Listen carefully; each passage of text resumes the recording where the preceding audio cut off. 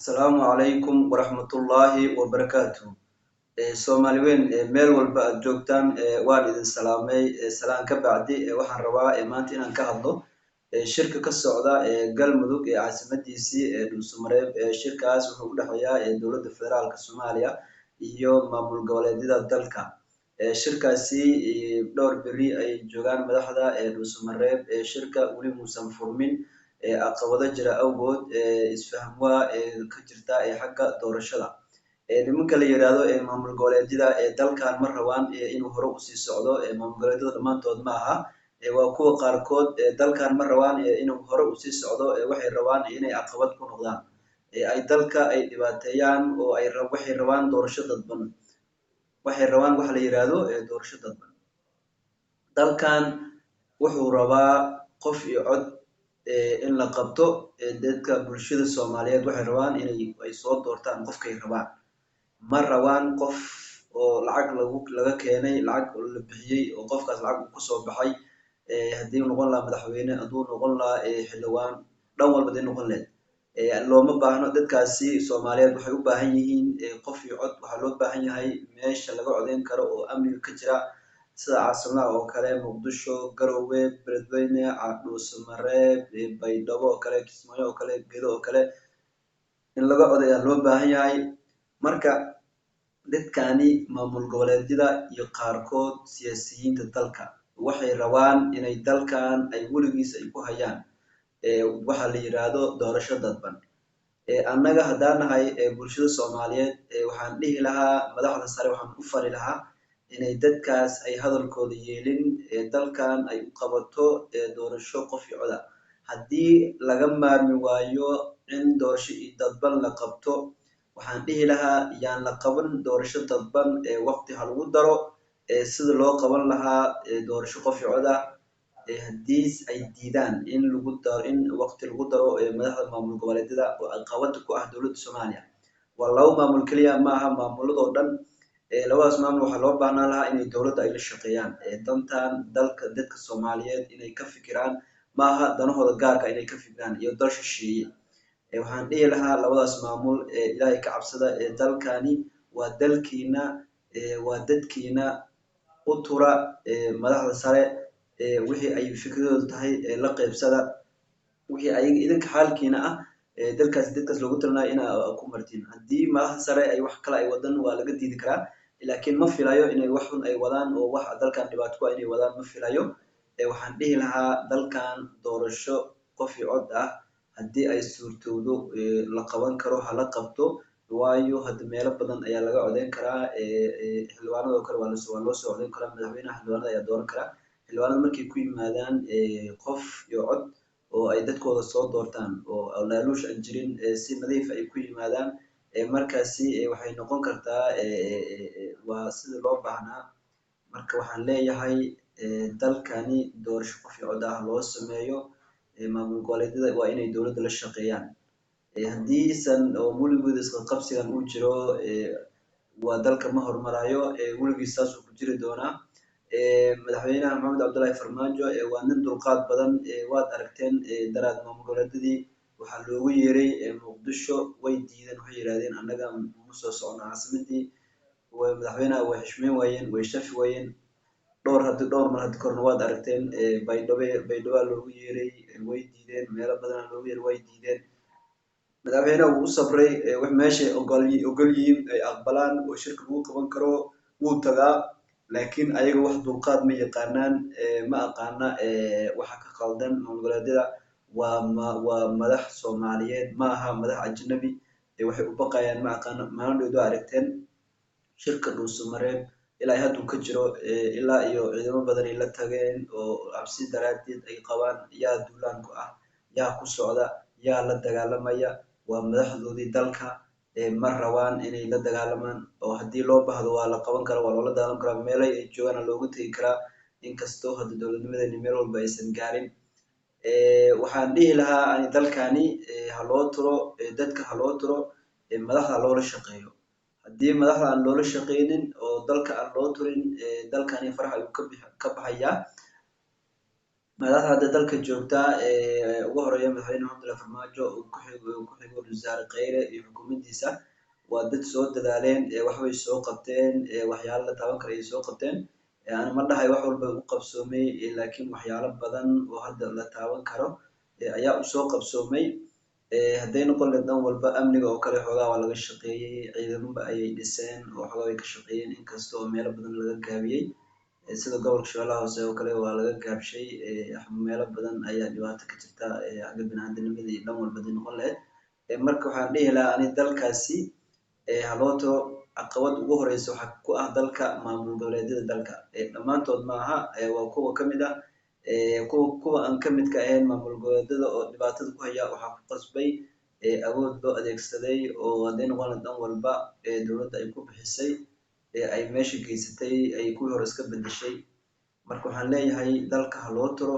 dadka ha loo turo ummadda Soomaaliyeed waxay u baahan tahay dowladnimo 30 sano waxay ku jirtaa burbur iyo dagaal iyo dhibaato haddii burburkaas iyo dagaalkaas iyo dhibaatadaas iyo horumar waagaas laga bixin waayo way nijabayaan waayo dowladnimada waxay u fiican tahay dalka iyo dadka waxaan leeyahay dowladda Soomaaliya hadda joogta dalka u tura idinkana maamul goboleedadan waxa ka dhaadhicin kartiin ku sameyn kartiin dalka wax dalka wax danta ugu jir haddii oo idinka ka waysiin kolley si uu loo dhaqma waayo haddii iska qabsi yimaado dhibaato kala timaado dalka horumarkiisa ayuu baaba'ayaa waxaan leeyahay nimankan waa niman oo ciidamo haysta oo awood military ay leeyihiin annaga military haysanaa cidna soo aadi karta male dowladdii xoogaa ay tabarteeda iska yartahay oo ciidamadeeda meel walba aysan gaarin dalkan hadduu military lahaan lahaa oo ciidamo awood leh uu lahaan lahaa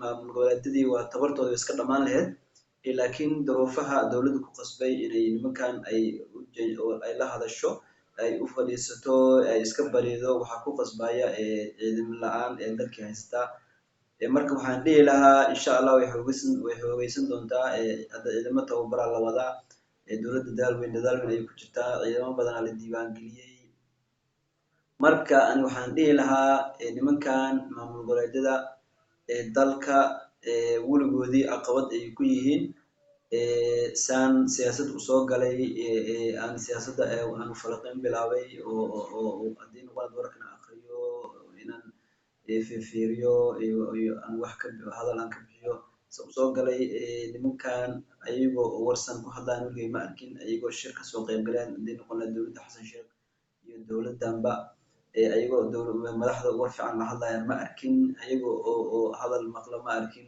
weligoodii caqabad ay ku yihiin hadallada ay kasoo horjeedaan madaxda ma dhageystaan waxay fikrad ay soo jeediyaan ma ogola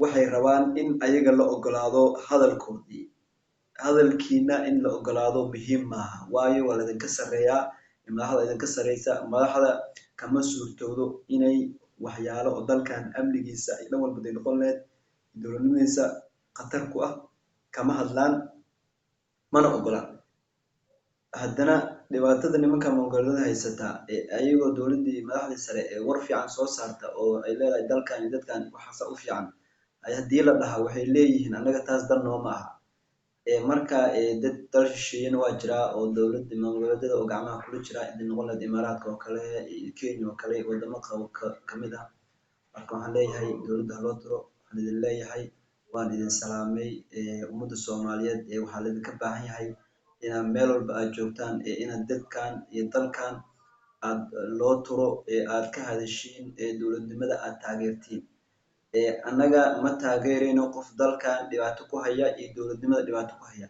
waxaan taageeraynaa ninka dalkan wax u taraya oo aan isleenahay aan indheheena aan ku aragno aan isleenahay ninkan dalka wax u taraya dowladnimada wax u soo wadaa waan taageeraynaa marka waxaan idin leeyahay weligiina codkiina ku taageera dowladda Soomaaliyeed meel walba aad dunida ka joogtaan haddii dalka aad joogto haddii dhaqaale aad ku taageeri karto ku taageer haddii aad dhaqaale ku taageeri karto codkaaga ku taageer dalkeeni hadda waa saa u jeedin sanadahan dambe kasoo bilow dowladda Xasan Sheekh ilaa iyo dowladdan horumar u fiican ayuu gaaray dhan walba noqon dhaqaalaha oo kale amniga oo kale siyaasadda arrimaha dibadda dhan walba dalkeena horumar fiican ayuu wadaa horumarkaasi waxaan rajaynaynaa inuu mid kasii fiican u talaabsan doono annaga ma aaminsanin qof kaliya inuu dalkan uu ka samata bixin karo waxaan aaminsanahay Soomaaliya waxay tiraahdaa gacmo wada jir ay wax ku gooyaan marka annaga inaan isku xirnaano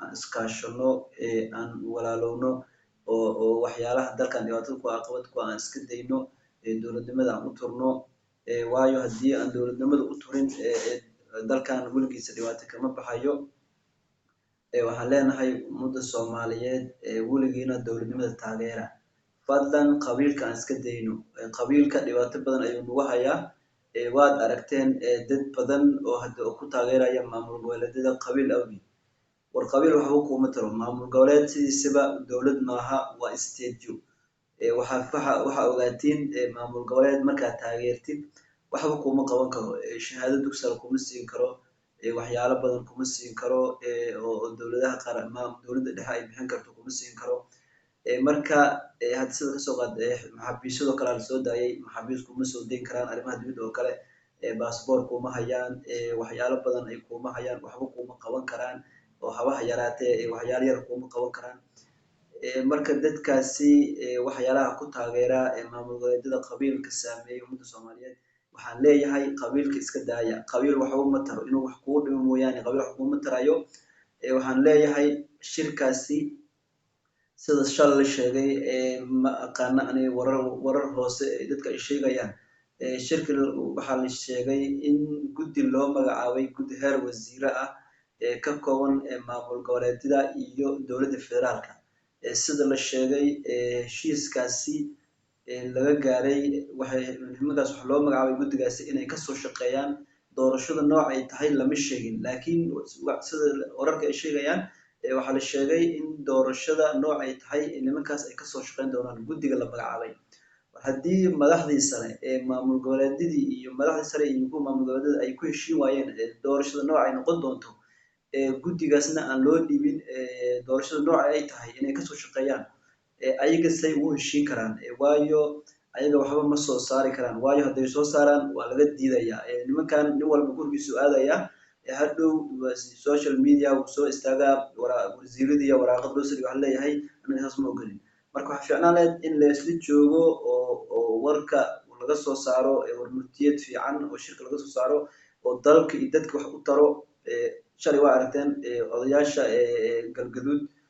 galmudug waxay yiraahdeen annaga dowladda dhexe iyo maamul goboleedyada waxaan ka rabnaa inay soo saaraan warmurtiyeed fiican aysan kala tegin ilaa iyo heshiis laga gaaro doorashada dhan walba dee noqon lahayd shirka waxaa loo yimaaday muhiimadiisa doorashada ay tahay in laga soo saaro qodobo muhiim ah oo dadkaasi wax u tara aan laga soo saarin qodobo oo lidi ku ah dalka iyo dadka shirkina aan laga kala tegin waxay fiicnaan lahayd guddigaas la magacaabay in wax fiican loo dhiibo ay kasoo shaqeeyaan doorasho dhan walba ay noqon lahayd laga gaaro doorasho dadban haddii la isku fahmo oo doorasho dadban ay kasoo shaqeeyaan haddii oo doorasho qof cod oo suurtoodo la isku fahmo in doorasho qof cod laga soo shaqeeyo laakiin ma aha in la yiraahdo dadkaasi idinka orda kasoo halgaara doorasho dhanka ay noqon doonto idinka kasoo shaqeeya waxaas ma suurtoodo wax fiicanna maaha madaxda sare caqabad badan ayaa haysataa